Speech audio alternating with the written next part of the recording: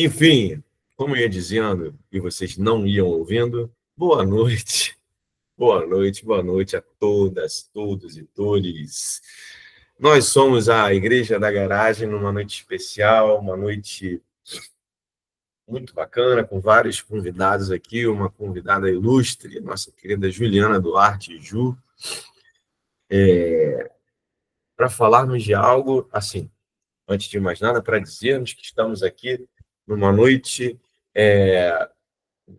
no exercício aqui do nosso Ministério de Saúde Mental. Né? Nós temos um grupo aqui. Hoje, quem está mais ativo no grupo é o nosso querido Vini, amigo da Ju, que indicou. Nosso querido Vini Dó Maior, quem sabe pegou a referência. Então, a gente está sempre pensando em trazer questões, trazer formas de se falar sobre a saúde mental, suas diversas cores, diversos caminhos, e como trazer isso para a nossa comunidade, né? Como incentivar a busca, né? Não só tem o incentivar o conhecimento e o incentivar a busca por essa saúde, né? Buscar os caminhos, buscar os profissionais adequados, buscar as orientações. Aqui na igreja, lógico, somos uma igreja evangélica, então a gente acredita, de fato, na força da oração, a gente acredita, de fato, na presença de um, de um espírito na nossa vida, mas nada disso, a gente sempre repete, nada disso afasta a necessidade dos profissionais de saúde, nada afasta a necessidade dos caminhos dessas pessoas que tanto se dedicaram, que tanto estudaram para fornecer a nós os meios, os métodos corretos de se buscar por essa saúde. E, Ju, aqui é um lugar onde temos muitas pessoas com questões, sabe? Que, inclusive, a própria igreja, nossa, mas de modo geral, a própria igreja faz brotar, infelizmente, no coração e nas mentes das pessoas, se desconectando delas próprias, da fé, enfim.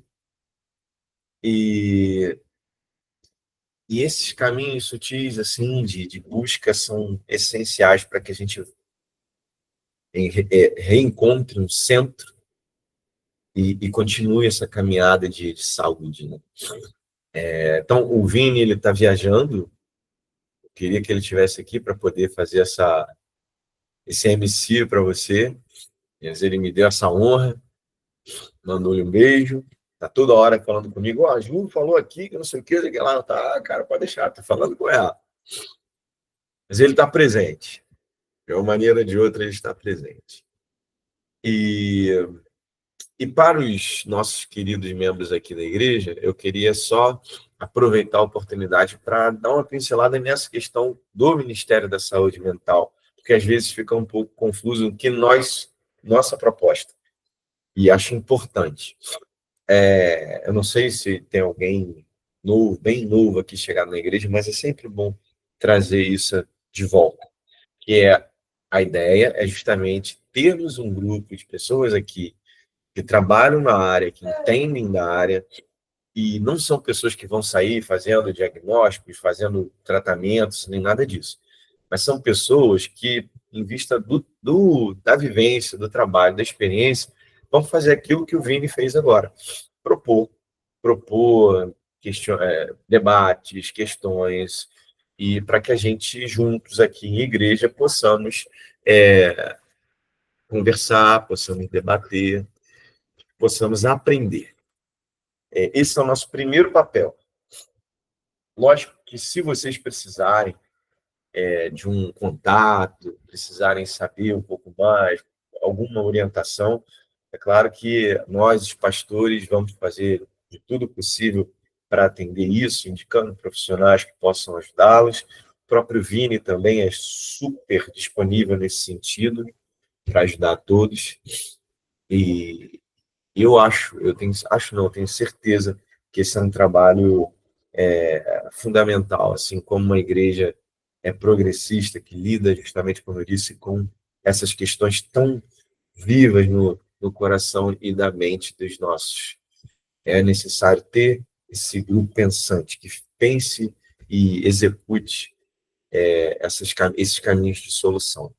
Dito tudo isso que eu falei para cá, não era para falar tanto assim, eu quero apresentar aqui a nossa convidada, a nossa querida Juliana Duarte, que tem uma bio, um currículo magnífico, gigantesco. Eu não vou conseguir falar, talvez, todos eles, porque tem várias palavras assim, não apenas palavras em inglês, mas palavras difíceis em inglês, mas eu vou tentar. Ela usa o slogan sendo voz e dando voz, que eu achei maravilhoso. Tá? Trabalha com tradução simultânea, como mestre de cerimônias, é formada em inglês, literaturas e estudos da Bíblia, no Biblical Studies and English. Tá bom? Se eu tiver errado, você me corrige aí. Aí pegou Southeastern Baptist Theological Seminary, em Wake Forest, Carolina do Norte, Estados Unidos. Formação que permitiu estudar práticas monásticas e meditativas. É instrutora de meditação Mindfulness pelo Mindfulness Trainings International, MTI. Ou seja, aliás, aproveitando, eu falei para caramba e não disse que a gente vai conversar aqui. Vamos falar sobre Mindfulness, atenção plena. E aqui temos uma pessoa super capacitada para nos explicar. Encontrou, através da meditação mindfulness, uma forma de viver a vida com mais presença e clareza mental, sendo essa uma de suas principais inspirações de compromisso com o planeta e seu ativismo político-social no mundo. É integrante essa aqui é Sangha Viver Consciente, Zen Budismo na linhagem Tishnat. E aí, babu? Me diz Tishnat. Isso na RAM. Esse aí, é isso. Me desse 25 chances, eu ia conseguir. E é ela. Eu só queria abrir aqui, porque somos igreja, e eu me lembrei agora há pouco desse textinho que é maravilhoso, e talvez eu possa estar deslocando um pouco ele da sua finalidade aqui, desculpe, mas me faz pensar no que a gente vai conversar aqui, que é: examine-se, pois, o homem a si mesmo, e assim coma do pão e beba do cálice. Pois quem come e bebe sem discernir o corpo, come e bebe juízo para si. Eis a razão porque há entre vós muitos fracos e doentes, e não poucos que dormem. Eu gosto disso. Examine-se, pois, o homem a si mesmo. Eu aprendi com mindfulness a me examinar um pouco mais, a ficar em silêncio comigo e me examinar um pouco mais, para saber um pouco mais de mim. Eu falei com você que ia fazer uma pergunta disparadora aqui para começar, porque quando chegou o mindfulness na minha vida, através da terapia, eu confesso que eu tive alguns problemas. Assim, puro preconceito. Veio a palavra, veio o método, e eu falei: o que é isso? Isso é coisa de bicho grilo, isso é uma coisa meio... Não. Aí, e mesmo quando a gente estava organizando essa reunião, incrivelmente apareceram pessoas que se colocaram assim, bem desconfiadas, falando: mindfulness, o que é isso? É mindset? É coach? Outras falaram assim, mais pegadas como sendo uma artimanha neoliberal, sabe? Uns lances assim. E eu confesso que do meu lado eu tive esse preconceito inicial. Mas, lendo, conversando com minha psicóloga, fui me permitindo, e hoje eu tenho essa prática na minha vida. E eu queria, então, trazer isso para você. Você deve conviver com esse tipo de dúvidas, de preconceitos. E, afinal de contas, que bicho é esse? E é esse mindfulness que gera tanta conversa e que tanta coisa boa pode trazer? Fala com a gente, Ju. Muito obrigado, tá? Obrigada a vocês. Boa noite. Vocês me ouvem bem? Se puder só sinalizar. Bacana. É muito especial estar aqui. Podem ficar tranquilas e tranquilos que até o final desse encontro vocês vão saber o que é mindfulness. E já dou um pequeno spoiler dizendo que não sou adepta de nenhum tipo de neoliberalismo e nem, e nem de nada de coaching. Então, vocês já podem ficar tranquilas e tranquilos que essa conversa aqui entre nós vai ser bastante consoante, pelo que eu conheço do Vini, do Vinícius, né, que é meu amigo, que a gente já congregou junto. Eu vou contar um pouquinho da minha história, como que eu e Vinícius nos conhecemos e que contexto que foi, mas já garanto a vocês que o meu modo de pensar se alinha muito com o modo de pensar dele, e ele não teria me chamado, né, e eu nem estaria aqui também se a gente não pensasse parecido. Então, eu quero agradecer a vocês a oportunidade de estar aqui. É um pouco estranho esse mundo online da gente ver algumas carinhas e não ver outras, mas eu quero que vocês saibam que eu estou me sentindo conectada a vocês na presença, mesmo sem ver o rosto de todo mundo em tempo real. E quem quiser abrir a câmera, fique à vontade, mas quem não quiser, fique à vontade também, que eu estou conectada independentemente disso. Bom, quero agradecer a oportunidade de estar aqui e queria dizer para vocês que aparentemente esse encontro já tinha sido marcado muito antes de eu receber esse convite. Eu vou explicar.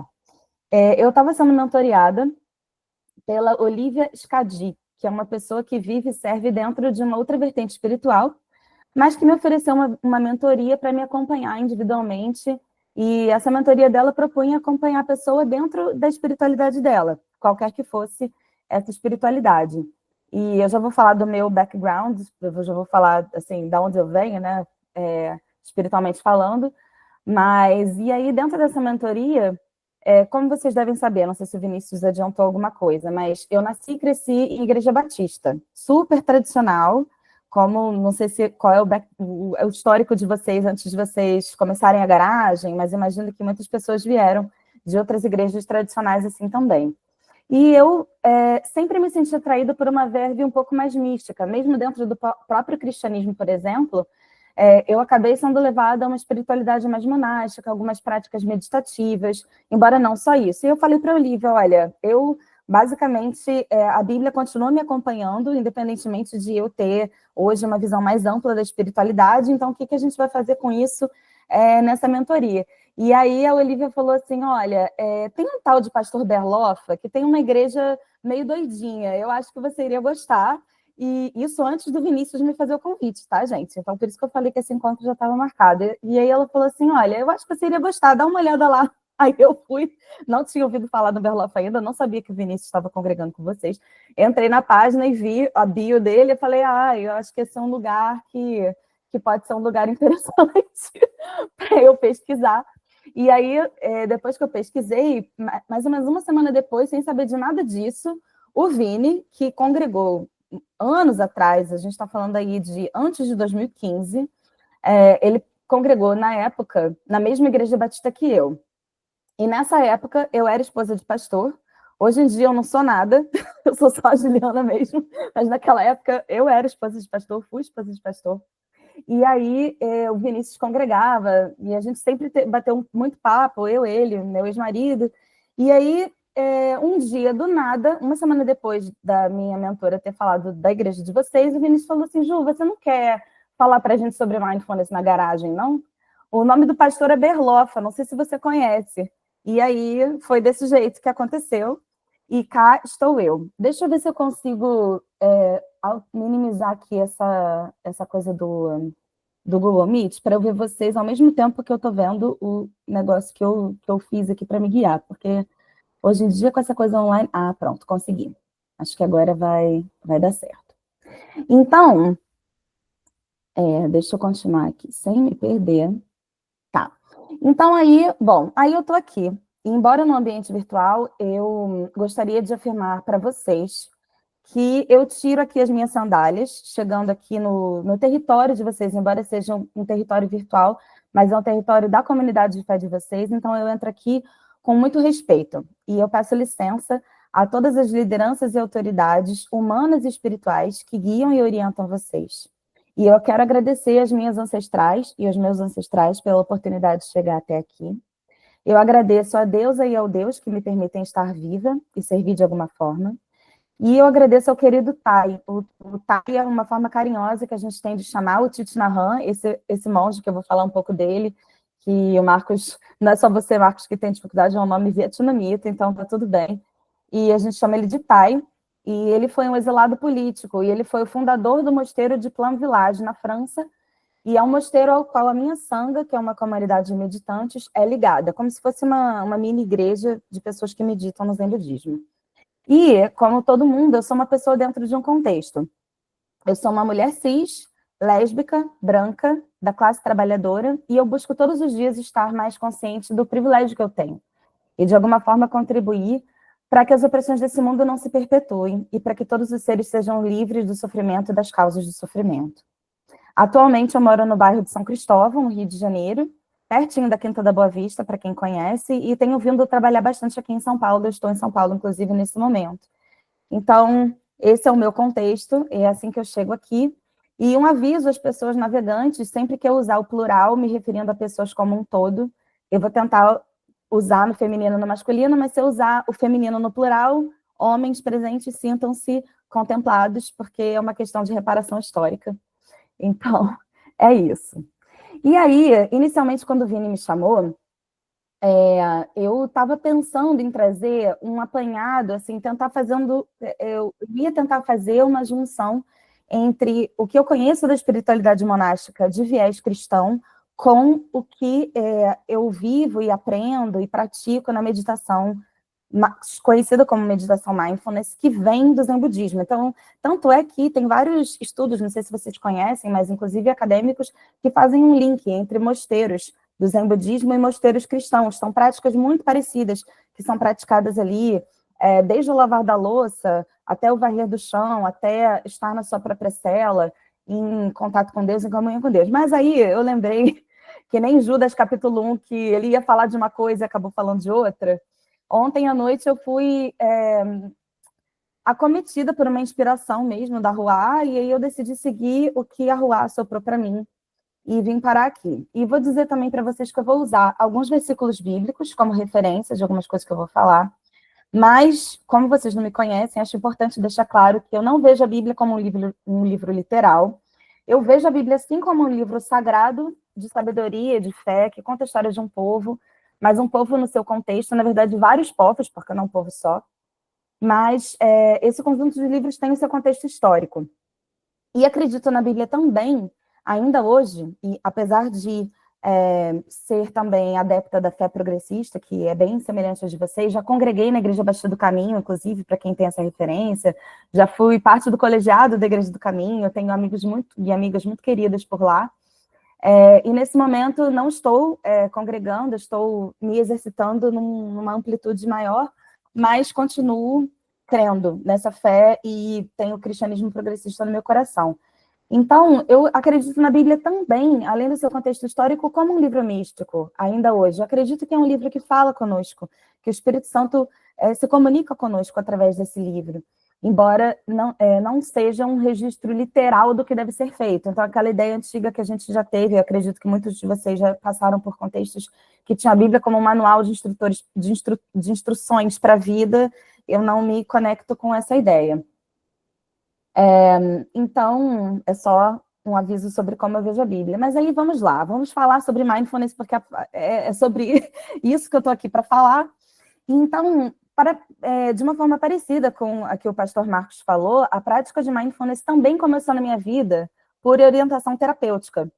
Como paciente, né, de terapia, em 2015, eu passei por um período de vida muito conturbado. Muitas mudanças estavam acontecendo. Foi um ano em que eu desisti oficialmente da igreja cristã tradicional, em qualquer formato. Foi aí que eu comecei até a frequentar a Igreja do Caminho e outras vertentes um pouco mais expansivas no seu modo de pensar sobre quem é Jesus, sobre quem é Deus, sobre quem é o Espírito Santo, quem é Deus Pai. Só que eu desisti desse formato tradicional, porém eu continuei com o desejo de cultivar a espiritualidade. E eu pensei, poxa, precisa haver um lugar para mim. Eu lembro de orar, falando com Deus, falando assim, Deus, essa coisa da Bíblia literal e de uma coisa extremamente pesada, dogmática, não está dando mais para mim. E eu orava chorando, falava assim, Deus, você vai precisar falar a minha língua. E não vai dar para ser desse jeito, porque eu não vou conseguir. Então, fala comigo de uma forma que eu consiga entender e eu sei que você está aí, e eu sei que você me ama. E se eu falar muito sobre isso, eu vou começar a me emocionar, porque foi uma época muito preciosa mesmo, assim. Então, é só para mostrar para vocês que o fato de eu ter desistido da igreja tradicional não significou dentro de mim, talvez por um milagre, uma ruptura com a espiritualidade. Então, eu via claramente que Deus não tinha nada a ver, pelo menos na minha compreensão, tá? E eu sei que eu estou falando aqui com muita tranquilidade, porque eu imagino que vocês pensam parecido comigo. E foi esse mesmo ano que eu me dei conta de que eu tinha estado a vida inteira dentro de uma heterossexualidade compulsória. E me dei conta de que eu não era hétera, como não sou. E foi uma longa caminhada até eu entender quem eu sou e vir a me assumir publicamente como mulher lésbica. Naquela época, o meu casamento também passou por diversas mudanças, obviamente, como vocês podem imaginar. Esse meu ex-marido, que eu falei para vocês que era pastor, nós continuamos amigos, ele passa bem. Hoje em dia ele é agnóstico, então a quem interessar possa. O Júnior é um grande querido, amicíssimo do Vinícius também, inclusive. E aí a minha terapeuta me viu dentro dessa questão toda assim, que estava acontecendo. Eu estava convivendo com altíssimos níveis de ansiedade, estresse, transtornos do sono, caos, gritaria, correria, babado, confusão. E aí ela me passou, ela falou, olha, Juliana, eu acho que você se beneficiaria muito da meditação mindfulness.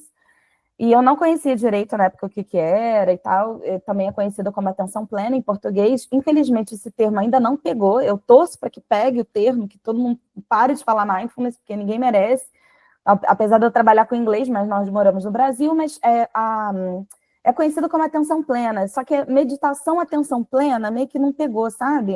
E aí eu vou usar esses termos intercambiavelmente aqui, porque infelizmente as pessoas conhecem mais como mindfulness, não é que eu queira chamar assim. E aí ela falou, olha, Juliana, é melhor você começar a meditar, porque senão sua vida vai piorar muito, basicamente. E aí eu comecei a meditar, eu fiz um curso de 8 semanas, que chama-se Programa de 8 Semanas de Mindfulness. Fiz como aluna, primeiro para aprender a meditar na minha própria vida, e aí eu comecei a experienciar realmente uma redução drástica da minha ansiedade, do meu estresse, dos transtornos do sono que eu tinha. Comecei a experimentar mais vitalidade e força, maior conexão com o meu corpo, essa ligação entre mente e corpo, sabe? Eu comecei a ficar uma pessoa mais calma, com uma mente mais calma e mais tranquila, mas, ao mesmo tempo, uma mente mais aguçada. A minha memória melhorou, eu comecei a lembrar de mais coisas, a conseguir me organizar melhor na vida.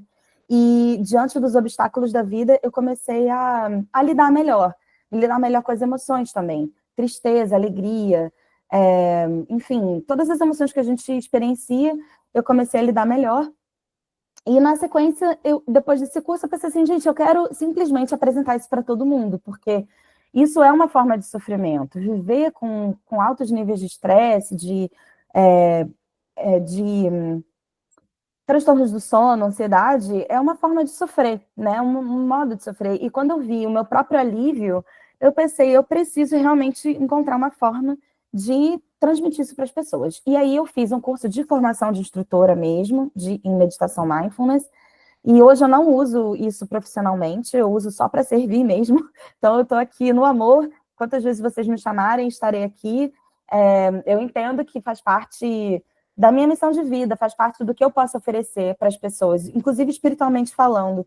E aí, nessa época, eu já tinha interesse no Zen Budismo como um arcabouço maior, onde a prática de mindfulness está inserida, porque nada é descolado do seu contexto, embora você tenha razão, Marcos, quando você apresentou que, infelizmente, a prática de mindfulness tem sido muito popularizada, e tem sido muito colocada num contexto ocidental, descolado desse contexto oriental. Na verdade, tem sido apresentada sem contexto nenhum, então hoje eu vou apresentar para vocês com contexto. E eu fui atrás das raízes, porque eu pensei, gente, isso vem de algum lugar e eu quero entender melhor de onde que isso vem. E dentro do budismo, eu sempre me interessei mais pelo Zen, porque eu sempre achei mais silencioso, eu sempre achei mais contemplativo, e eu já tinha esse interesse nas práticas contemplativas do próprio cristianismo, então, na verdade, foi uma forma de eu ir de um lado para outro. Deixa eu tentar acertar aqui minha tela, porque me dá um certo nervoso eu ficar olhando para o lado, acho que é um certo toque que eu tenho, gente. Então, a pessoa se liberta do estresse, mas não se liberta do toque. Aí é complicado. Mas espera aí que eu vou ajeitar aqui, porque eu quero parecer que eu estou olhando para vocês mais diretamente. E aí vai me dar menos nervoso. Acho que assim deu uma melhorada. Vamos me sinalizando aí. Deixa eu expandir agora essa tela aqui, para eu ver se eu consigo ver mais pessoas. Pelo menos as que estão com a câmera. Agora está melhor. Espera aí. Fazendo as coisas com calma. Para isso serve a meditação mindfulness também. Eu estou vendo a Manu. Oi, Manu. Eu descobri que a Manu também frequentava aqui a garagem. A gente faz parte de um mesmo outro grupo. E aí foi bem legal descobrir essa conexão. Mas vamos lá, continuando. E aí eu pensei, aí eu fui atrás do Zen Budismo, e eu fui atrás do Zen Budismo na linhagem do Thich Nhat Hanh, que foi o que me foi orientado pelo meu professor de meditação mindfulness, que também é do budismo, mas de outra vertente. E aí eu fui parar nessa Sangha, Viver Consciente, que é uma comunidade de meditantes. A gente se reúne uma vez por semana, nas terças à noite, é online, hoje em dia, mas na época era presencial. E eu comecei a meditar com eles. Na verdade, eu continuei a meditar, só que num contexto de uma comunidade de fé, por assim dizer. E até hoje essa Sangha é uma das minhas comunidades de fé, continuo congregando com eles, continuo presente nessa comunidade. E aí, o que será que me traz aqui? Então, com isso tudo que eu disse, eu imagino que vocês estejam aqui para ouvir mais sobre o que mindfulness tem a ver. E eu acho que alguns dos mesmos motivos que me traz aqui, e que você falou, né, o pastor Marcos, que você falou, a nossa comunidade lida com muitos desafios, né? Tem pessoas e aí você falou do Ministério de Saúde Mental. E, na verdade, todo mundo está assim hoje em dia, né? A gente sabe que nós, como sociedade brasileira, latino-americana, e aí eu tô falando com a Garagem Mundo, eu fiquei até assustada, o Vinícius falou, você vai falar para a Garagem Mundo? Eu falei, gente, o mundo vai estar lá. Tô brincando. Mas a gente está no contexto Brasil, né, latino-americano, ocidental, e a maioria das pessoas tem convivido cada vez mais com altíssimos níveis de estresse, de ansiedade. E como eu falei, isso é uma forma de sofrimento. E eu realmente acredito que a prática da meditação mindfulness é uma das maneiras de reduzir o sofrimento do mundo. Principalmente porque coloca a prática da meditação mindfulness, e vocês vão ver, porque a gente vai fazer juntas e juntos uma prática de 10 minutos no final dessa fala. Eu vou evitar falar demais justamente para a gente poder praticar, porque é uma prática, sobretudo. Não adianta eu ficar falando sobre mindfulness se a gente não fizer uma prática meditativa. Então, na prática da meditação mindfulness, embora tenha vários tipos de meditação, não é só ficar sentada e levar a atenção à respiração. Tem práticas andando lentamente, tem práticas com suaves movimentos conscientes, tem prática deitado, tem prática sentado. Então, assim, não é exatamente uma yoga, mas em algumas meditações envolve movimentos muito lentos também, justamente para a gente se conscientizar do corpo, das articulações, sei lá, do pescoço, enfim, a gente vai fazendo, só que com movimentos muito lentos. Imagina uma câmera lenta, e aí você faz isso mais lento ainda. E no início, com os alunos, né, quando eu já conduzi vários cursos de meditação mindfulness, aí eu falo assim, gente, a gente vai fazer uma prática com movimentos lentos. Aí a pessoa já começa assim. Porque, gente, o pessoal que está acostumado a escutar áudio no 2.0, assistir vídeo no 2.0, eu conheço pessoas que veem filmes inteiros e séries no 2.0 para dar tempo de assistir na hora do almoço. Eu fico assim, Pai amado, socorro deusa, aonde que nós vamos parar? Mas na prática, quando a gente leva atenção à nossa respiração, que é a prática principal mesmo de meditação, não só a meditação mindfulness, atenção plena, mas no Zen budismo e outras vertentes do budismo, a gente entra em contato direto com a nossa inspiração e com a nossa expiração. E com o ciclo da inspiração e da expiração.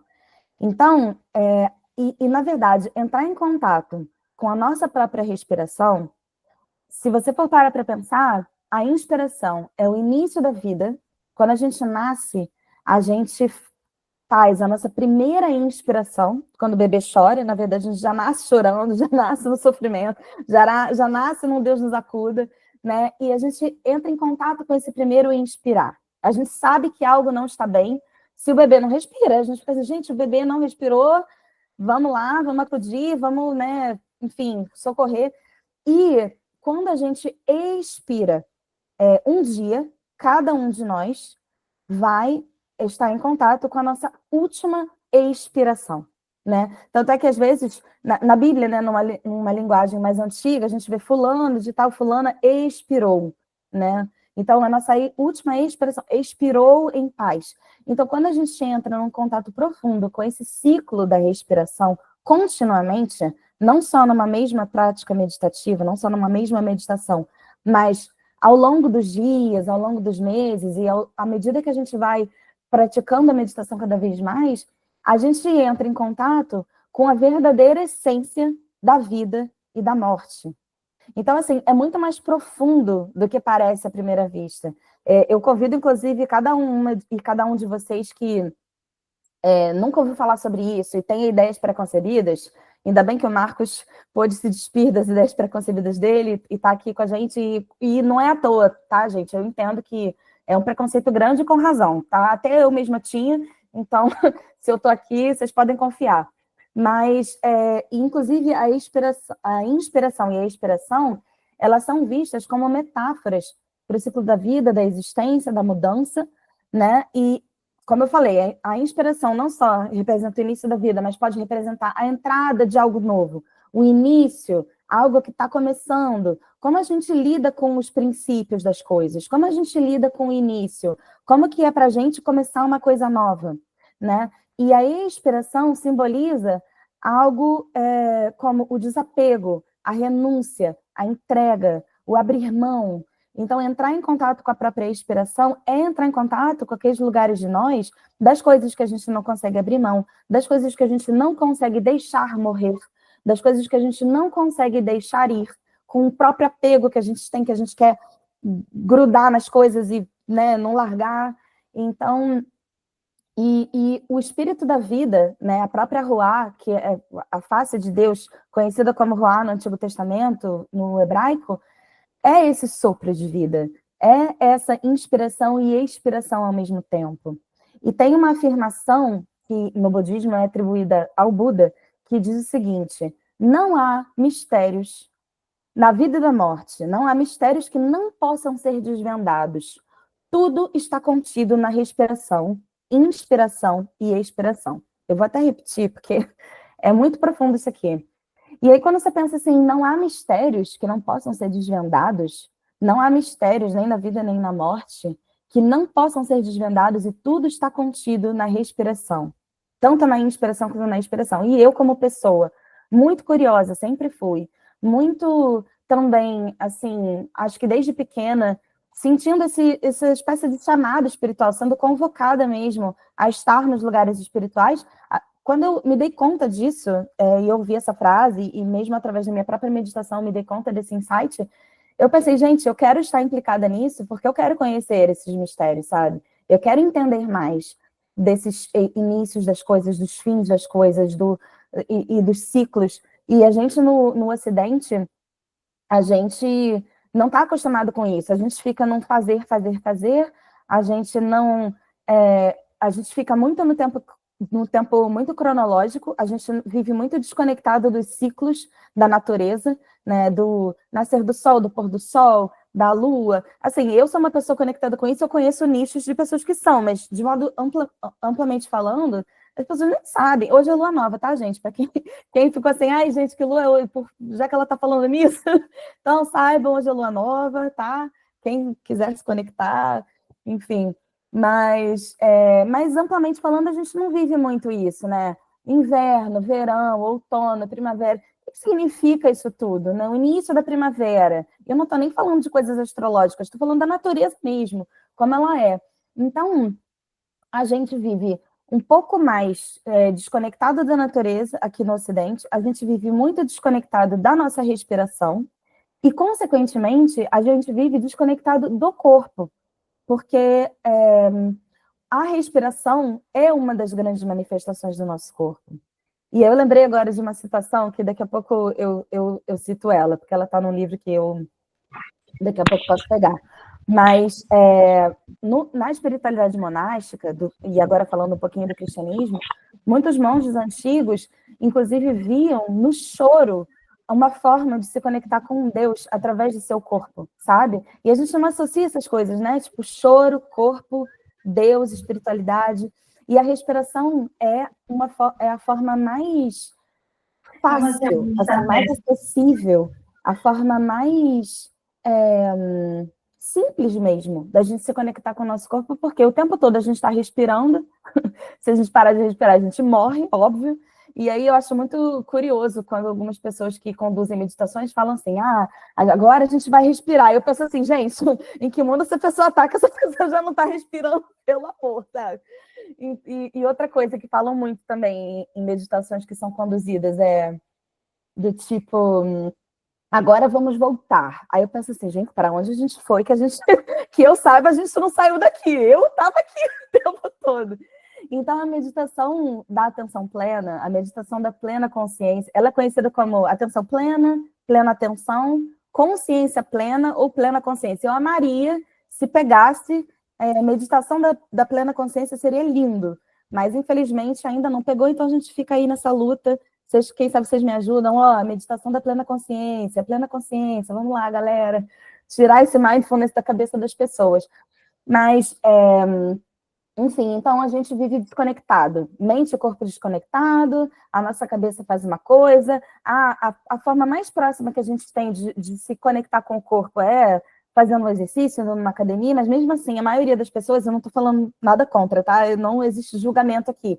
Mas mesmo assim, normalmente a pessoa vai ouvindo uma música, então ela não está sentindo qual músculo que está movendo, ela não está levando atenção, assim, como é que está a respiração. A pessoa bota o fone, vai lá na esteira, ou corre, ou faz... E eu não estou dizendo que tem algo de errado com isso, tá, gente? Só estou falando isso para mostrar para a gente que até nos momentos em que a gente exercita o corpo, que a gente tenta ter um contato com o corpo, a gente dissocia a mente e o corpo. A gente não junta essas duas coisas. E se a gente for falar de espiritualidade, mais ainda, porque a nossa espiritualidade protestante, ou pelo menos vem do protestantismo, né? A gente tem aí, lógico, um viés progressista, um cristianismo que tem uma tentativa de trazer novos ares, né? De arejar a cabeça, de se abrir, e a tentativa de vocês, né? É a aposta, né? De vocês, é a aposta da Igreja do Caminho, que eu amo muito, e vou beber uma água.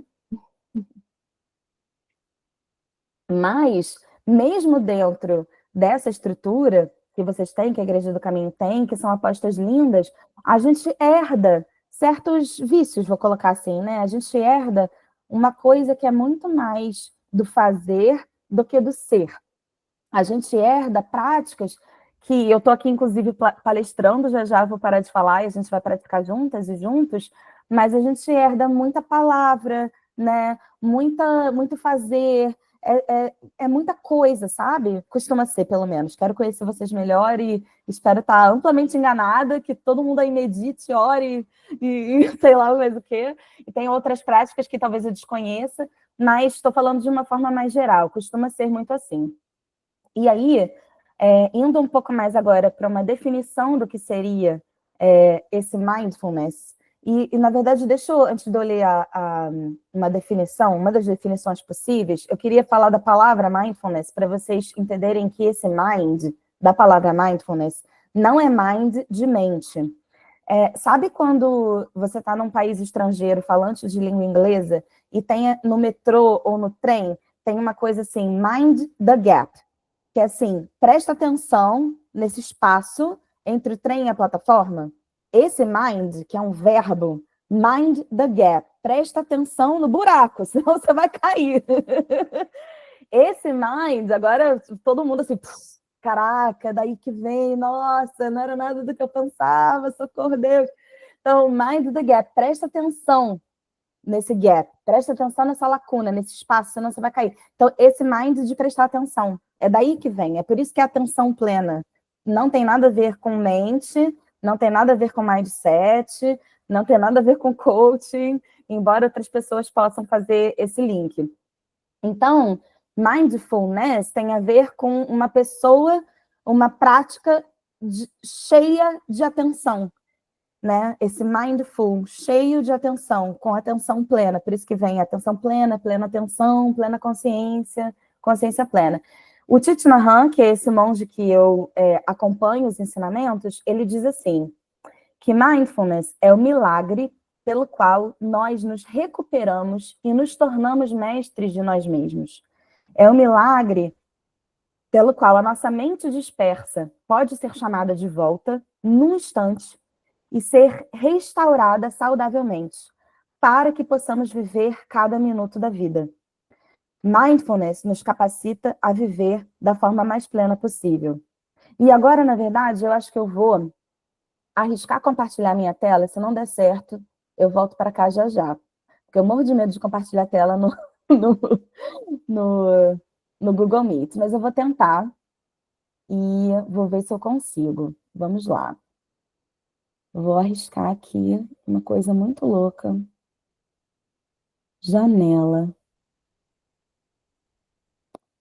Bom, eu vou eu vou compartilhar minha tela inteira. Vocês vão ver tudo que está no meu computador, gente. Medo. Aí me digam, vocês estão vendo? Alguém fala com som aí, pelo amor. Sim. Sim. Tá, então peraí. Eu vou só compartilhar e vou parar de compartilhar. Peraí, deixa eu de novo. Aqui, definição de mindfulness. Então tá aqui na tela. Cadê a definição do... Aqui. Essa definição aqui foi a que eu acabei de ler. É o milagre, então eu queria chamar a atenção para essa palavra, milagre, pelo qual a gente se recupera e a gente se torna mestre de nós mesmos. Então imagina uma coisa assim, tipo samurai, sabe? Mestre zen, samurai, a pessoa que aprende a ter uma atenção tão plena que consegue escolher o que vai falar, o que vai fazer, e a rapidez, a velocidade, quer seja mais lenta ou mais rápido, como que vai fazer aquilo.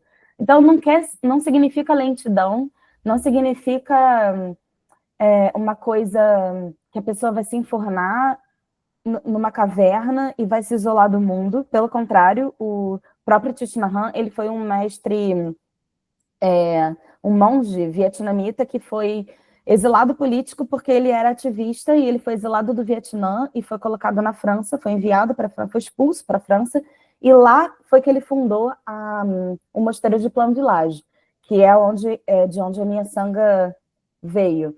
Então, ele diz, é um milagre pelo qual nós nos recuperamos e nos tornamos mestres de nós mesmos. É um milagre pelo qual nossa mente dispersa pode ser chamada de volta, num instante.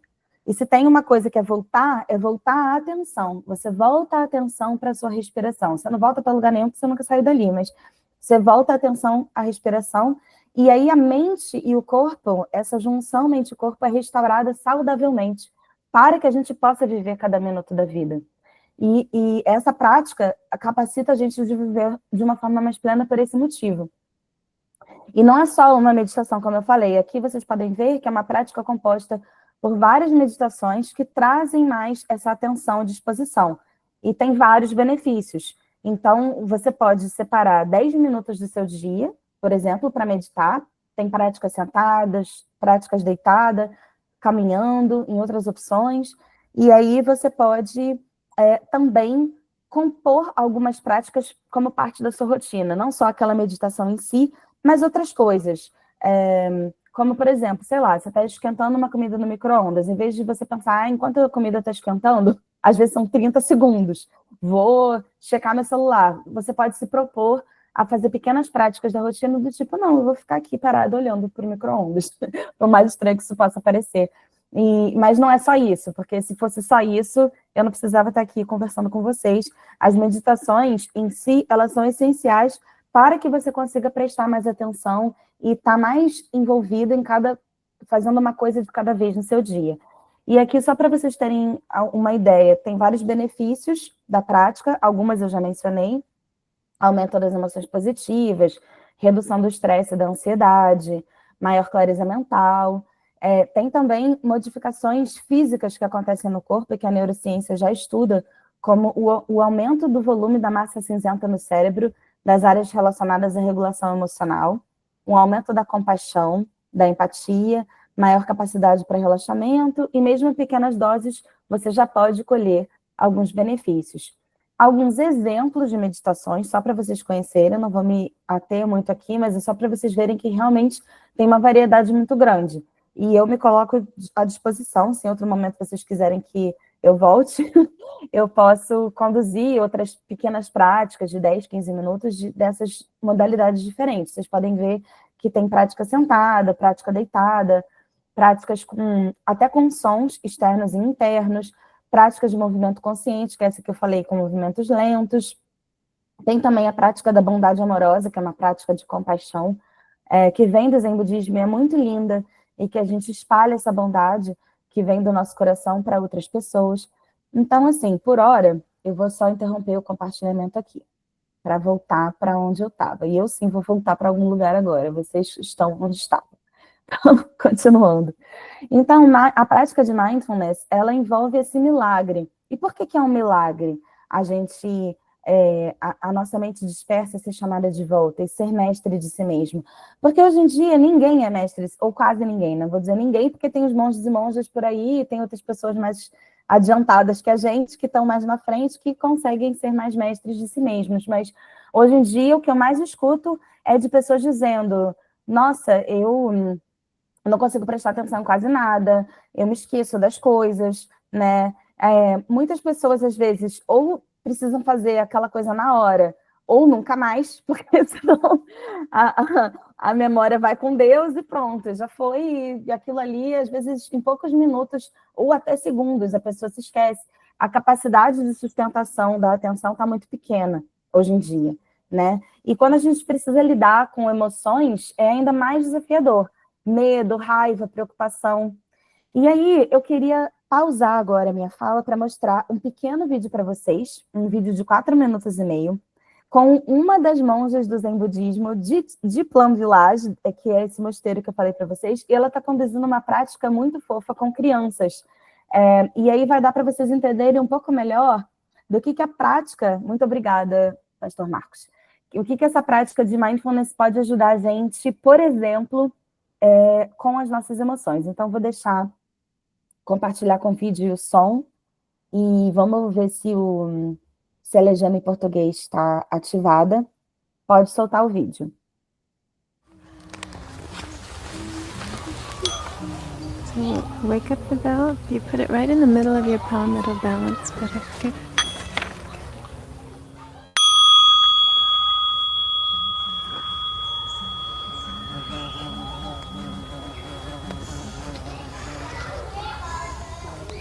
Are there times when you guys have a very difficult, strong emotion coming up? Does anyone ever feel sad? Yeah? Yeah? A nice image that Tai gives us is the image of a tree. When we have a strong emotion like anger or sadness or fear, do you guys sometimes feel afraid? Also fear sometimes? These experiences of fear or anger or guilt or loneliness, they're kind of like a storm. And have you ever looked at a tree in the storm? Have you ever seen a tree when it's raining really hard and there's a lot of wind? Yeah? In my school, when it was storm, the tree broke. The tree broke. It fell down. Yeah. But if you look at a tree in the storm, you see that the tops of the tree, the branches are swaying back and forth, right? But if you look down at the trunk of the tree, what do you see? Solid. It's solid. We spread our toes wide, push them really firm into the ground, but now there's a storm. And our branches are going back and forth and all around, but our feet aren't moving. When we are angry, when we are upset, when we're irritated, the top of our tree, it's our mind. And our mind is going like this with our emotions, with our anger. Oh, now the branches are going even more. The storm is getting worse and worse. Oh, we're getting angry. We're getting into a fight with someone. Oh, no, no, no, no. The part that's like our feet, that's solid, is our belly. And if we can bring our attention away from our mind and down to the trunk of the tree, which is the belly, then we can stay calm, even in a storm. So if we feel anger, if we feel fear, if we feel loneliness, we come down to the trunk of our tree and we just breathe. One of the ways we can do that is sitting down and we put our hands on our belly And we breathe when we're afraid, when we're angry, and that will calm our mind down. But we can also lie down and breathe, and we can watch our belly go up and down. So we take our attention away from our thoughts and bring it to our belly. So we're each going to take the boat that we made and we're going to put it on our belly, and we're going to watch the boat on the waves of our breath. So feeling our boat rising and falling. Just bringing all of our awareness to our belly. Feeling our belly expand as we breathe in and contract as we breathe out. Rising and falling. Bringing our mind down to the trunk of our tree, where it's solid, where it's stable, where it's still. Giving our mind a chance to calm down, to not think about anything, but just be with our breathing.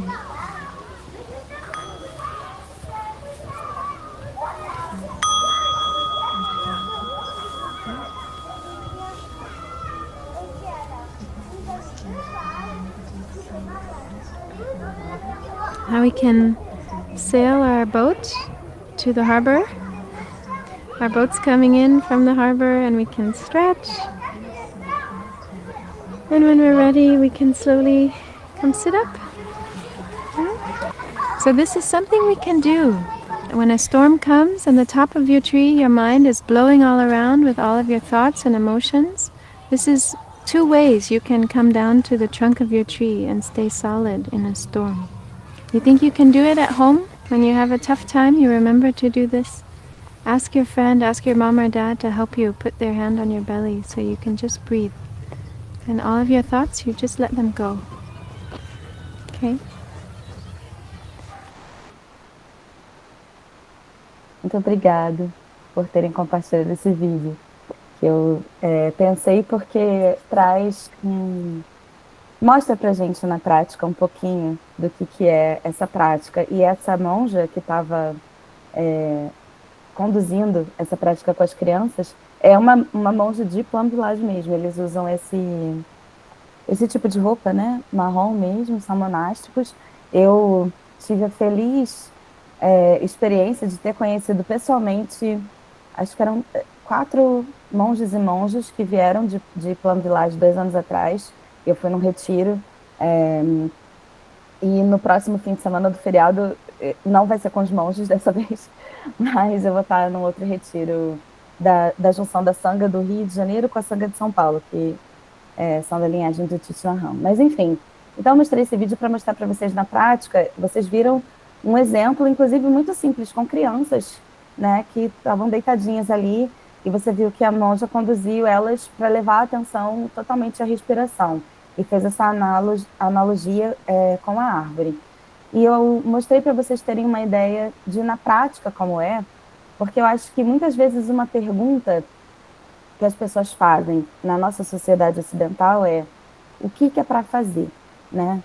Tá, eu tenho essas emoções, eu estou estressada, eu estou ansiosa, ou com as emoções também, né? Eu estou triste, eu estou preocupada, o que eu faço? Né? Então, Juliana, você veio falar para a gente sobre mindfulness, então, pelo amor de Deus, me diz o que é para fazer. E antes de eu responder a pergunta, porque obviamente não tem nenhuma resposta mirabolante, não se enganem, mas eu queria trazer para vocês um pouquinho de uma passagem bíblica que tem a ver com isso. A gente está inserido hoje, né, num sistema capitalista. A ética protestante e o espírito do capitalismo não foi escrito por acaso, e infelizmente, até como eu falei antes já, né, a espiritualidade cristã foi forjada nesse modo de pensar. Nós fomos colonizados por estadunidenses de viés protestante que vieram muitos anos atrás naquele navio lá do Mayflower dos Estados Unidos, e que tinha aquele pessoal que pensava exatamente assim. Então a gente vê hoje pessoas estafadas, mesmo dentro das nossas comunidades de fé, pessoas estafadas com dificuldade de descansar, sem tempo para simplesmente serem. E isso afeta a atenção, como eu já falei, afeta a memória, ninguém mais se lembra de mais nada. Então, a gente não está mais acostumado a permitir que as coisas levem o tempo que elas têm que levar, né? E os ciclos da vida. Então, De acordo com esses registros que a gente tem acesso, que a gente chama de Bíblia Sagrada no Novo Testamento, quem quiser abrir aí ou a sua Bíblia física ou ou a sua internet, no livro de João, capítulo 6. E eu vou só dar uma olhadinha, então pode parecer que eu estou começando, mas eu juro que eu estou caminhando para o final. Eu faço as coisas numa ordem um pouco diferente, então não é porque eu estou abrindo João capítulo 6 agora que está só começando não, tá, gente? Fiquem bem tranquilas e tranquilos que eu vou fazer um link com tudo isso que eu estou falando. Então, João capítulo 6, eu vou começar aqui mais ou menos no início do versículo, e eu vou caminhando com vocês ao longo, tá? Que eu vou lendo e comentando. Então, no início do capítulo 6, eu estou lendo na NVI. Jesus partiu para outra margem do Mar da Galileia, aí a grande multidão continuava seguindo Jesus, porque tinham visto os sinais miraculosos que ele tinha realizado. Jesus subiu um monte, sentou com os discípulos, estava próximo à festa judaica da Páscoa, ou seja, eles observavam essas festas, né, judaicas e que tem a ver também com ciclos da natureza, levantando os olhos, vendo a grande multidão. Aí Filipe falou, Jesus disse a Filipe, desculpa, onde que a gente vai comprar pão para o povo comer? Mas era só uma pegadinha, porque ele já ia fazer a multiplicação mesmo. E aí Filipe respondeu, foi muita gente, Jesus, e tal, 5 pães, 2 peixes, aquela coisa, babado, gritaria, confusão, o que a gente vai fazer? Aí, bom, eu já estou lá no versículo 10, 11, 12, aí pegaram os pedaços que sobraram, e aí eu já estou no versículo 16, foram para o mar. E Jesus e os discípulos entraram no barco, começaram a travessia, sobrava um vento forte, as águas agitadas e tal, nananã. Bom, aí agora no versículo 22. No dia seguinte, a multidão que tinha ficado do outro lado percebeu que o barco estava ali e Jesus não havia entrado nele com os discípulos, mas que tinham partido sozinhos. E aí no 24, a multidão percebeu e entrou no barco e foram atrás de Jesus.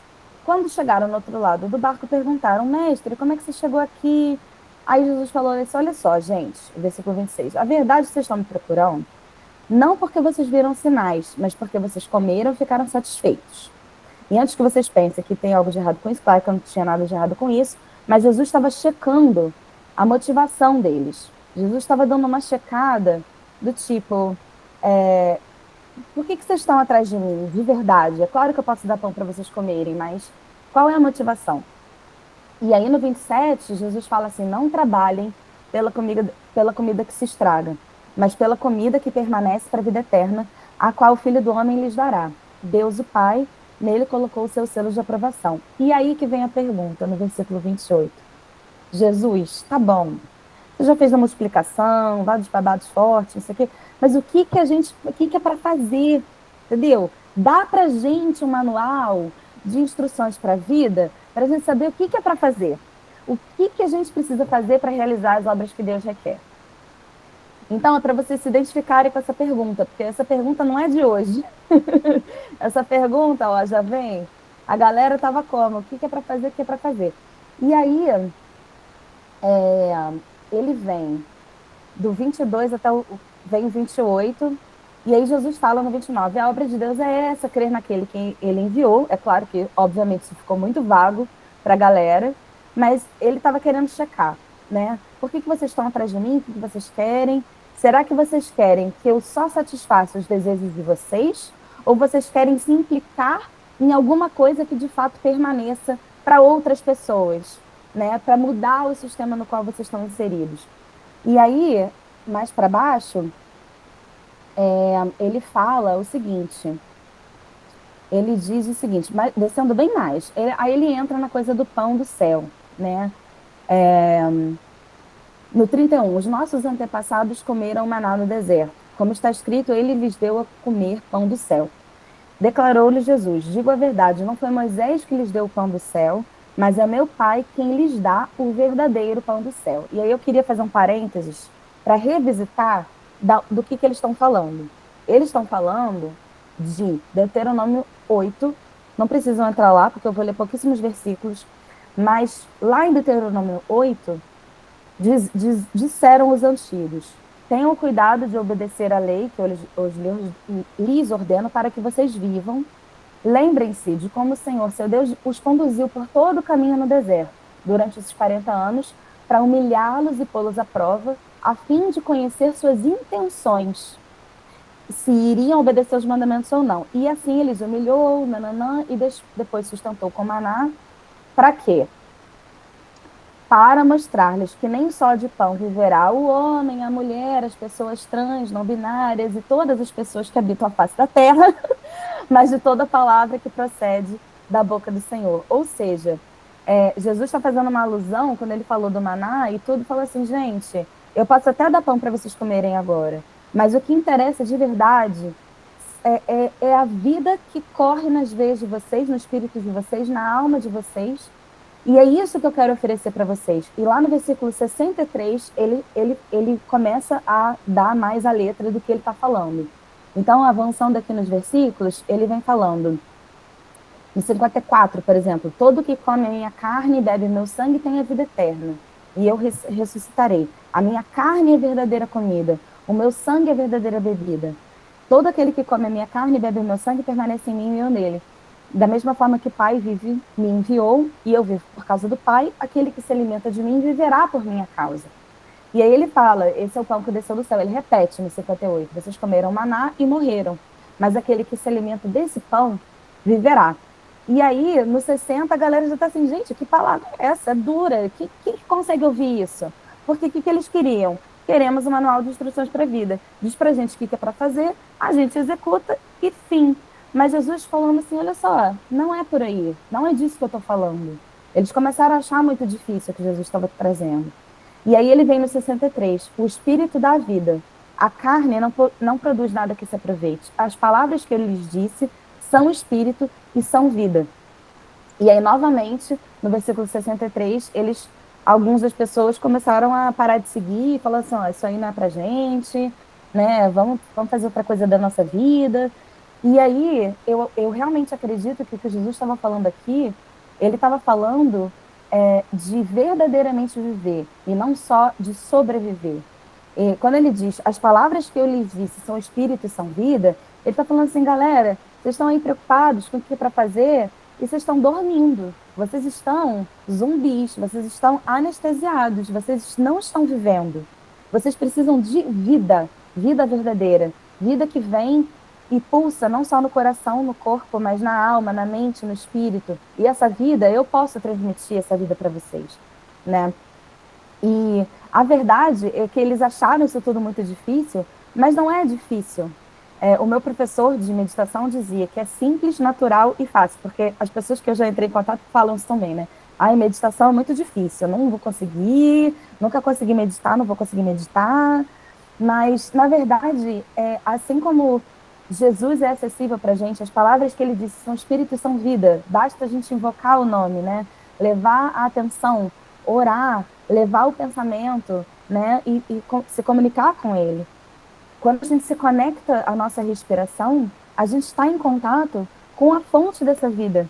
A gente está em contato, esse inspirar e expirar que eu falei, o que nos dá vida. Eu acredito nisso, não sei se você acredita, mas eu posso parecer meio doida, mas eu acredito profundamente que aquilo, o espírito da vida, que nos dá a vida mesmo, que nos faz respirar, quando a gente está em contato com a respiração, a gente acessa esses lugares mais profundos do Espírito Santo mesmo, sabe? De quem é o doador da própria vida, que nos mantém vivos. E isso faz a gente entrar em contato com essa profundidade do existir, essa profundidade maior que eu falei no início, que todos os mistérios podem ser acessados e a gente nunca vai, eu pelo menos acho que eu nunca vou descobrir tudo, mas a gente tenta.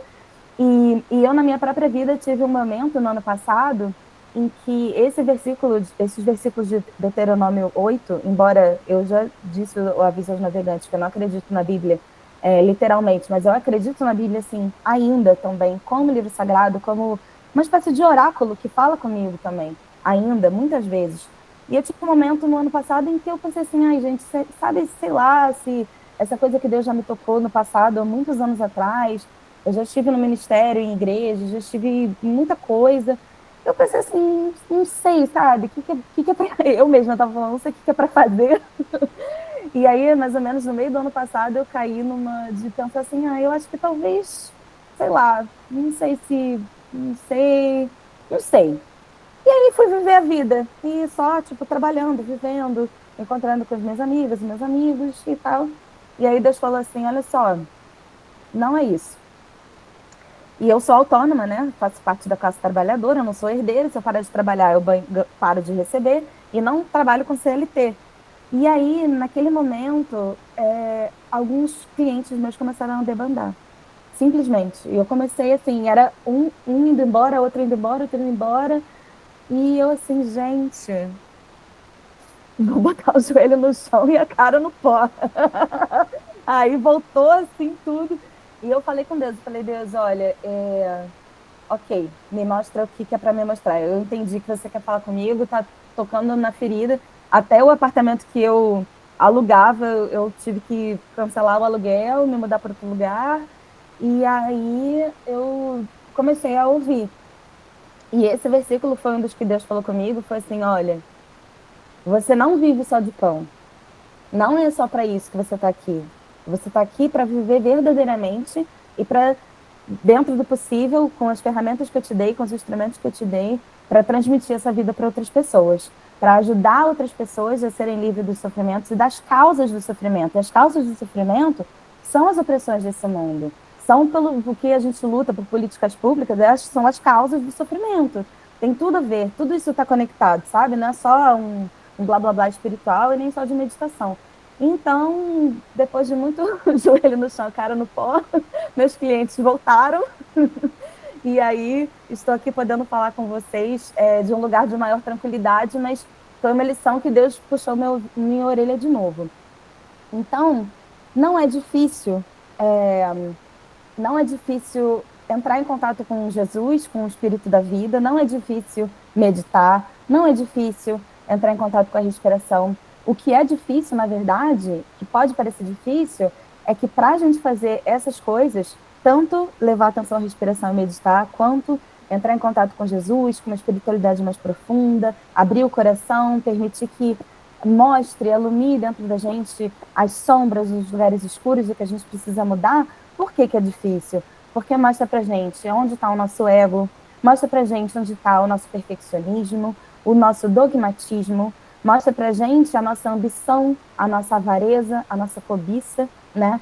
Em Tiago 1:27 já dizia, a religião que Deus nosso Pai aceita como pura e imaculada é esta, cuidar dos órfãos e das viúvas nas suas dificuldades e não se deixar corromper pelo mundo. E aí, antes que vocês achem que eu acredite que se corromper com o mundo é não ouvir música do mundo, eu acho que se corromper com o mundo é justamente deixar que esse ego fale mais alto, deixar a ambição, a avareza, a cobiça, né, passar por cima das pessoas, não ajudar as nossas irmãs e irmãos. E como é que a gente se liberta disso, né? Como é que a gente pode começar a permitir que o ego se esvaia um pouco? Uma das dicas dos antigos é a gente, além de botar a cara no pó, é a gente sentar a bunda na almofada e a gente também levar a atenção a essa prática simples, mas que é muito poderosa e que, inclusive, os monásticos cristãos já praticavam.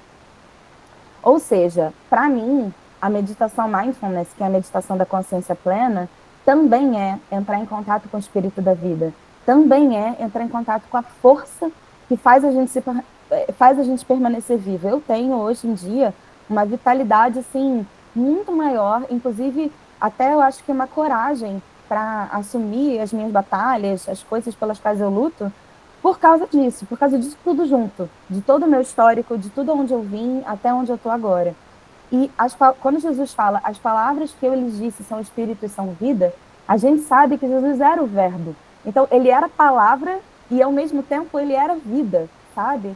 E essa vida está contida agora, enquanto eu estou aqui falando com vocês, na sua respiração. Está contida em você e está sempre completamente disponível para você se exercitar nela. A prática consiste em levar a atenção à respiração, como a gente vai praticar já já, mas eu, para finalizar, gostaria de dizer, antes da gente praticar, que ter uma comunidade de fé como vocês têm é muito importante, porque nenhuma prática espiritual sobrevive sozinha. Então, a gente precisa se estimular no coletivo, né? O sofrimento é coletivo. mas o compartilhar também é coletivo, a alegria também é coletiva, né? E então, na minha sanga de Zen Budismo, a gente tem 3 refúgios. E um dos refúgios que a gente diz, a gente toma refúgio na sanga, sabe? Então, assim, espero que essa comunidade continue sendo refúgio para vocês, seja onde vocês podem se refugiar mesmo, podem tirar as máscaras, podem ser quem vocês são. E para a gente se implicar no mundo, para além de consumir pão e água e circo, é importante que a gente pratique as boas obras, né? Que eu falei do órfão, da viúva, e se implicar, se guardar da corrupção do mundo, né? Olhar para dentro o que da gente precisa mudar. E a gente pratica essas boas obras juntos. E eu gostaria só de mencionar, que eu posso deixar depois disponível para vocês, posso passar para o pastor Marcos ou para o Vinícius, algumas práticas que a gente tem, por exemplo, são as práticas dos 5 treinamentos. Os 5 treinamentos são 5 dimensões da vida, e eu assumi um compromisso com esses 5 treinamentos através desses monges nesse retiro que eu fui. E algumas dessas dimensões, só para citar, mas que tem a ver com a gente se implicar no mundo, não só ficar meditando, mas fazer algo, né, pelo mundo. O primeiro treinamento é sobre reverência à vida, o segundo treinamento é sobre a verdadeira felicidade, o terceiro treinamento é sobre o verdadeiro amor, o quarto é a fala amável e a escuta profunda, e o quinto treinamento é sobre nutrição e cura, não só sobre o que a gente coloca para dentro em termos de comida e bebida, mas o que a gente consome de material, que a gente vê, que a gente lê, Instagram e por aí vai. Então, gente, concluindo e transicionando para a gente fazer uma mini prática, que talvez seja, sei lá, 5 minutos, algo por aí, 5, 10 minutos, como eu já falei, a atenção plena é sobre lembrar. Lembra do que eu falei do Mind the Gap? Preste atenção no espaço para você não cair. E tudo começa com atenção. Eu realmente acredito, de todo o meu coração, que não tem como a gente querer ter qualquer atuação profunda no mundo, política, social, implicar a nossa vida nas coisas que a gente acredita, sem atenção. Não tem como. Não tem como a gente querer colocar algo de duradouro que vai permanecer. Eu quero ajudar a libertar as pessoas das opressões. Não tem como a gente fazer isso sem atenção. E através da atenção e do aprofundamento da consciência é que a gente consegue começar a verdadeiramente ser, e não só existir.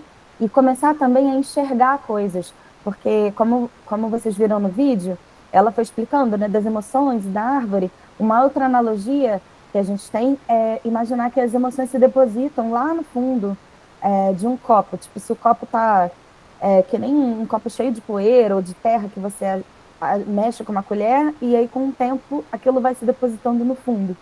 E aí quando aquilo tudo se deposita no fundo, você consegue ver o que sobra, você consegue ver com mais clareza.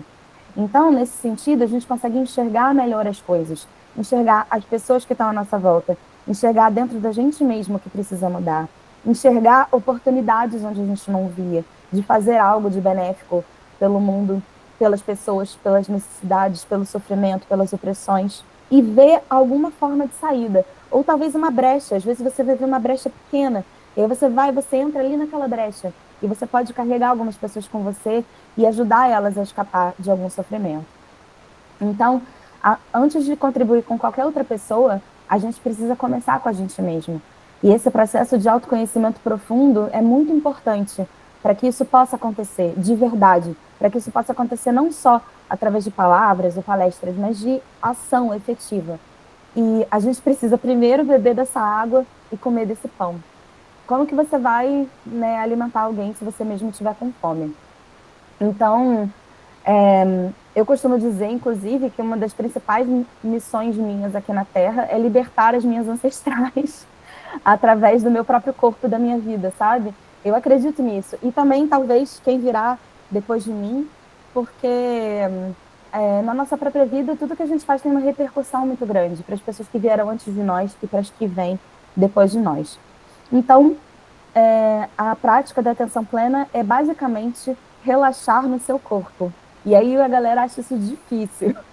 Mas a gente vai se arriscar aqui, audaciosamente nessa coisa super difícil, que é relaxar no nosso corpo. É levar a atenção a uma respiração que já existe, que já está acontecendo, sabe? Tem uma pequena poesia do Thich Nhat Hanh que diz assim: cheguei. Estou em casa, no aqui e no agora. Estou seguro, sou livre, finalmente existo. E uma outra citação do Jon Kabat-Zinn, que foi um dos que trouxe a meditação mindfulness para o Ocidente, num contexto assim, mais clínico, ele trouxe essa prática de meditação para um hospital, para pacientes de dor crônica, e foi aí que começou esse bafafá de mindfulness com neurociência e essa coisa de modinha. Mas ele tem uma citação muito interessante, que é a seguinte: confiamos que a respiração entra, confiamos que a respiração sai. Confiamos que os ouvidos podem realmente ouvir, que os olhos podem realmente ver, que os órgãos vão tomar conta do metabolismo e da biologia de estar vivo. Então, há uma sabedoria no corpo que pode nos lembrar que nós mesmos somos confiáveis. E se há tantas coisas tão bonitas e complexas desabrochando tão maravilhosamente no corpo, por que a mente deveria ser diferente? E por que o coração deveria ser diferente, né? Então, a gente mesmo, a não ser que, claro, né, se alguém tem alguma questão de saúde, óbvio, mas normalmente a gente não vai dormir se perguntando, será que amanhã meu rim vai funcionar, sabe? Será que, sei lá, meu coração vai continuar batendo daqui a 5 minutos? A gente não se preocupa com isso. Por quê? Em algum lugar de nós, a gente confia nessa sabedoria, a gente confia que o nosso corpo vai dar conta. Então, é com esse corpo que vocês estão aí agora, com essa respiração, com essa confiança que você já tinha no seu corpo e nem tinha se dado conta, que eu quero convidar a gente para uma prática muito curtinha, tá? E aí, ó, pode confiar em mim, não vou manter vocês aqui por mais meia hora nem nada disso, já falei muito. Então, eu vou convidar vocês para a gente fazer o seguinte: se você estiver numa cadeira, se você puder chegar um pouquinho mais para frente, para apoiar os seus 2 pés no chão, sentir mesmo assim, eu tô de meia, vou até tirar minha meia. Apoiar as solas dos seus pés no chão. Se você tiver de sapato, você tenta sentir o pé dentro do sapato. Se você estiver sentada numa cama ou num sofá com as pernas cruzadas, tudo bem, é só você levar a atenção aos apoios do seu corpo. E aí, a sua mão, você pode colocar as mãos assim, em cima do colo, ou assim, ou como você quiser. Tem gente que gosta de fazer assim com as mãos, só que, né, mais juntinhas assim, no colo do corpo. E aí, nós vamos embarcar numa meditação aqui comigo, tá? A gente vai fazer mais ou menos assim, a gente vai começar, eu vou guiar tudo, a gente vai levar a atenção aos pés, aos apoios, e depois eu vou conduzir a gente em levar a atenção um passo de cada vez ao ciclo da nossa própria respiração. Tudo bem? A gente pode começar?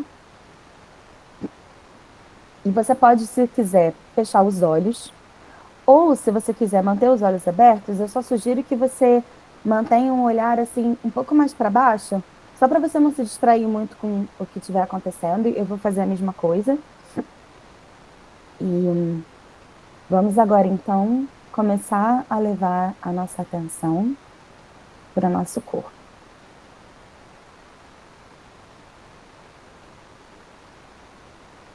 Começando a levar a atenção para os seus pés,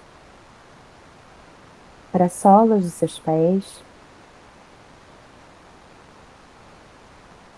sentindo o seu corpo bem estável, bem firme, aonde você está sentado.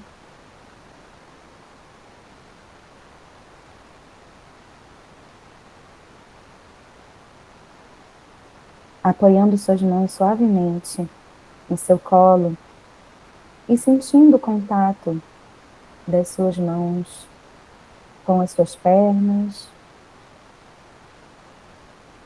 ou talvez com o tecido da roupa que você está usando hoje.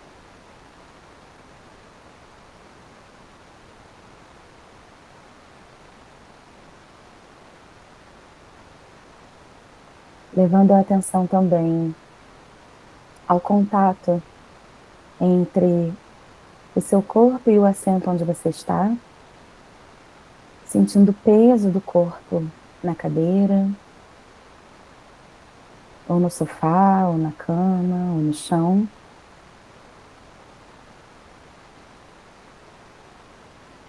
sentindo seu corpo verdadeiramente apoiado, sustentado e sentindo inclusive essa leve pressão entre o seu corpo e o assento, que é um efeito da gravidade no planeta onde a gente está inserido.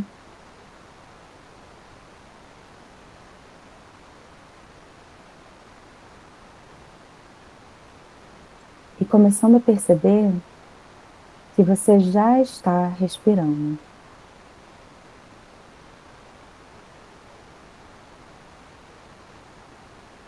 E sem mudar nada, você não precisa fazer uma respiração mais profunda, não precisa se preocupar com o ritmo. Vai só levando a atenção à sua respiração do jeito que ela está agora. E sem nenhum julgamento, vai começando a perceber se a sua respiração nesse momento está mais curta,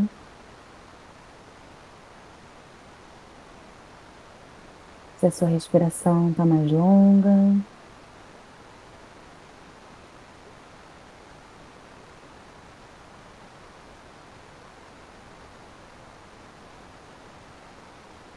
E à medida que você vai percebendo, vai só continuando a respirar e só se dando conta, nossa, está mais curta. Talvez a expiração esteja mais longa do que a inspiração.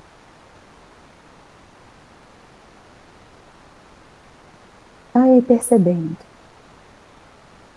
se permitindo relaxar cada vez mais no seu corpo, com a atenção à respiração.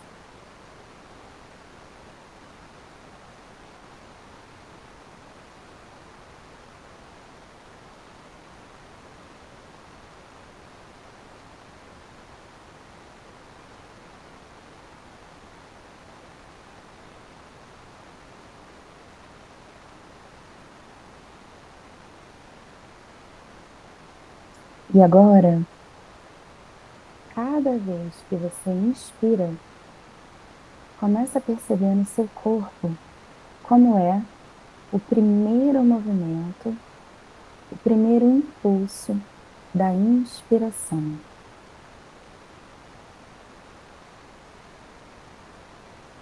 Começa a perceber aonde você sente hoje, agora, mais fortemente a inspiração começando no seu corpo.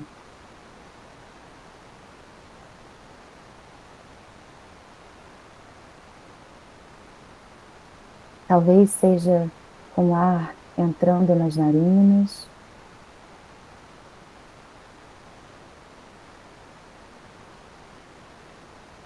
Talvez seja percebendo a sua barriga, seu abdômen se estendendo quando o ar entra.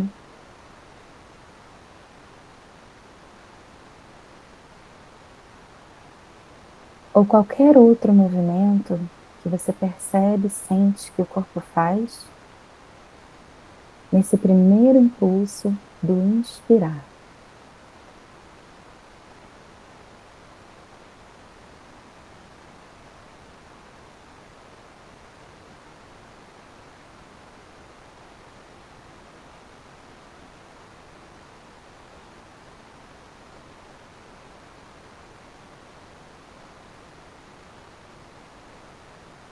Inspirando vida.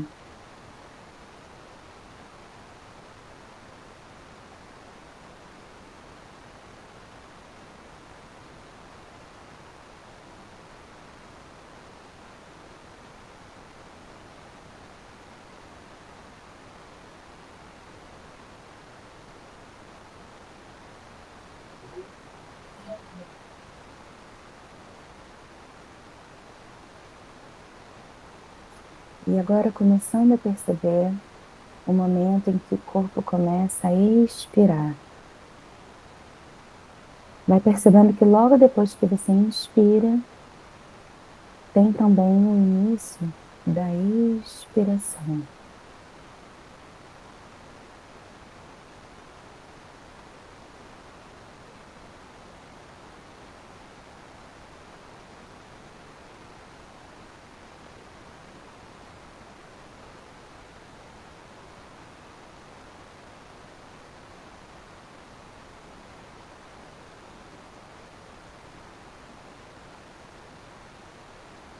E vai percebendo também os movimentos que acontecem no corpo à medida que você expira.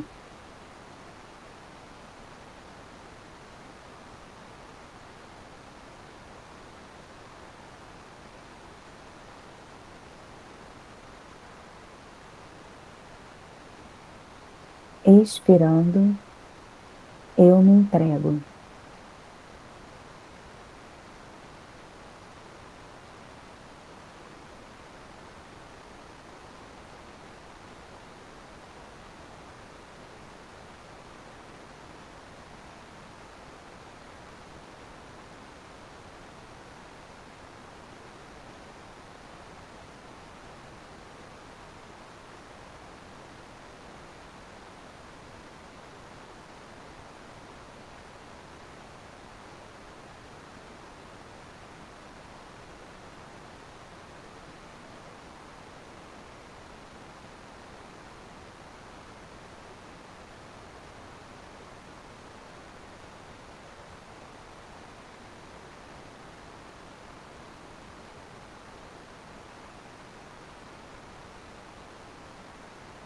E agora, levando a atenção à respiração inteira. Inspirando, vida. Expirando, eu me entrego.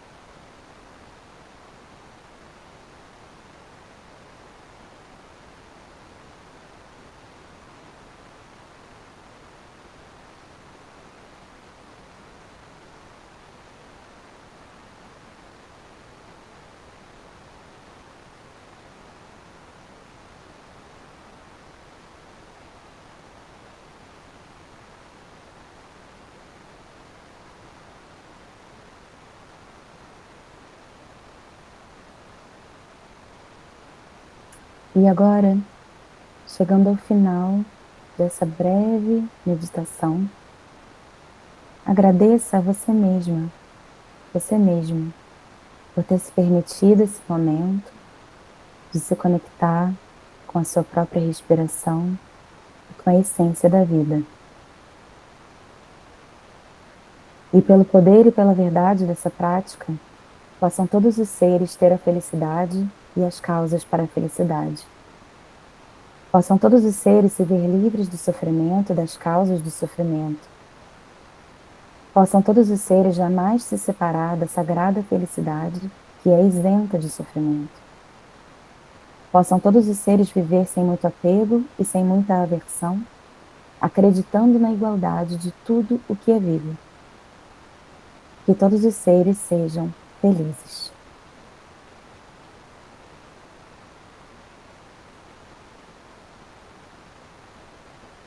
E aí você pode aos poucos mexendo os dedos das mãos, os dedos dos pés.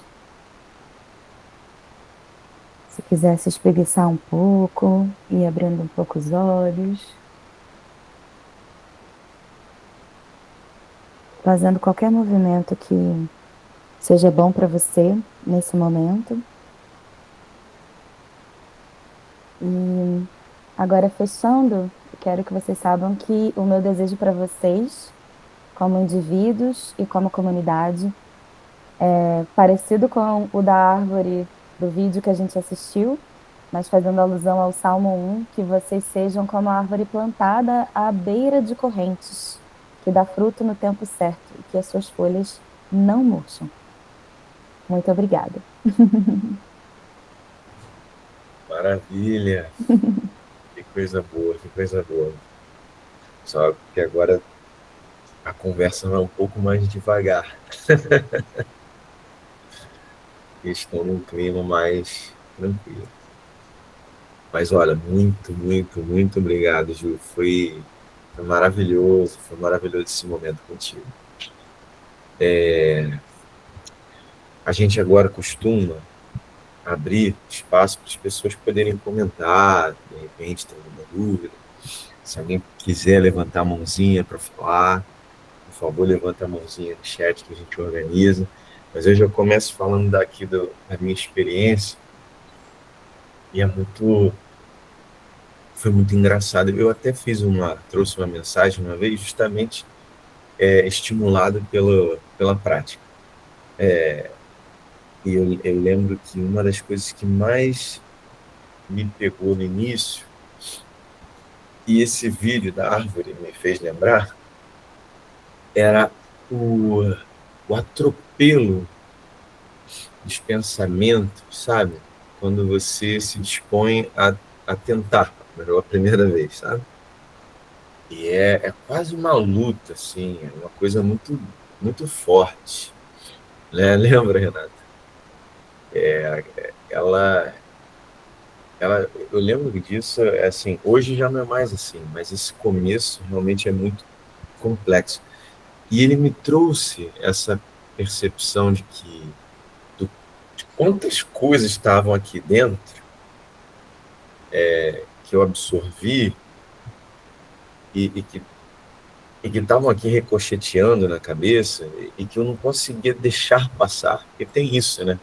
A árvore está naquela tempestade ali, mas ela tem uma forma natural dela, orgânica dela, de deixar aquilo passar, né? A madeira, os galhos, eles se envergam e voltam e permitem que esse fluxo vá. E eu percebi que eu não estava muito assim, eu estava mais assim, contendo, absorvendo aqui. E foi muito bom essa caminhada com a atenção plena, né? De poder entender que eu precisava deixar isso, primeiro eu precisava deixar chegar, porque é natural, vai acontecer. No meu silêncio, essas vozes, esses pensamentos, esses acontecimentos, esses filmes vão vir, e não adianta eu fingir que não, eles virão, eles vão atrapalhar minha percepção da minha respiração, do meu corpo, mas eu tenho que permitir também que eles passem. Quando passo, eu me reconecto, eu me encontro novamente. Para mim isso foi muito bom, muito bacana. E hoje eu, conversando aqui com você, todos os exemplos que você trouxe, toda a sua fala, me fez voltar nesse pensamento e ver, nossa, que legal, caminhei um bocado aqui já. Caminhei um bocado na vida. E eu espero muito isso para o pessoal aqui também, sabe? Muitas coisas, talvez aqui na sua atividade que você propôs, nesse silêncio, muitas pessoas tenham experimentado isso, né? Que é tão difícil parar em silêncio, ficar com você, e de repente ela experimentou essa passagem de algo que bateu, voltou e ficou quicando aqui. E eu digo para elas, ó, confia, porque esse vento forte vai passar. Você vai voltar para o seu lugar. Creio nisso. Você viu que o Vini está aí, né? O Vini vai falar, o Cristiano vai falar. Pô, mas Vini não levantou a mão não, cara? Será que ele não está podendo levantar a mão? Ô Vini, se você estiver apto, levanta a mão, hein, cara. Vou falar com sua amiga Ju aqui, pô. Não sei se eu tô apto. Vocês estão me ouvindo bem? Eu tô no meio da rodoviária. Ah, garoto! Olha, que experiência boa estar com você, Ju. Obrigado por esse carinho, pela disponibilidade. Ju foi o tempo todo muito, muito cuidadosa com a gente, atenta às nossas agendas aqui, enfim. Eu fico muito grato, Ju, pela tua presença aqui. Vocês estão me ouvindo bem, né? Então, muito grato pela sua presença aqui. Me fez, né, me lembrar dos treinamentos que fizemos, do período que a gente esteve junto nesse caminhar, né, do Mindfulness e tal. O Marcos me fala algo que me lembra muito a minha experiência, né, desse experiência inicial, né, dessa briga interna, né, de esse açoite. A Ju sempre falava isso comigo: guarda esse chicote, Vinícius, por favor. Bota esse chicote na estante, né? Porque a sensação inicial é de uma ultra cobrança mesmo, porque é assim que o sistema que a gente está inserido, né? Enfim, e no final das contas, a gente transmite, né, inconscientemente, né, para as nossas atividades. Eu ficava nessa de que droga, minha mente não para aqui, eu estou tentando e não consigo, né? A cada 5 minutos minha mente vai para um canto, e ela falava, Vini, 1000 vezes ela vai para um canto, 1000 vezes você traz de volta, sem julgamentos, sem açoites, sem, né? E você vai ver que com o tempo, né, essa prática vai fazendo sentido para você. E realmente, faz todo sentido. Estou muito feliz mesmo de vocês estarem aqui. Desculpa se eu atropelei alguém, porque eu estou receoso de ver a minha hora do embarque aqui, né? E aí eu preferi falar aqui agora. 1000 perdões para quem já levantou a mãozinha. Possivelmente eu vou precisar sair agora. Mas obrigado, Ju. Obrigado, gente, por vocês estarem aqui. Que honra mesmo. Quer comentar, Ju? Nossa, eu quero agradecer, Vini. Saudade de você. Bom ver sua carinha. A gente se comunicou por WhatsApp, mas tem muito tempo que a gente não se vê. Então, vamos buscar aí outras oportunidades. Mas adorei. Obrigada pelo convite. Para mim é uma honra estar com vocês. A Ju é testemunha que eu já tive cabelo. Isso é importante. Sim. A gente está começando a não acreditar mais nessa lenda. Cada dia que passa, as provas vão ficando mais escassas.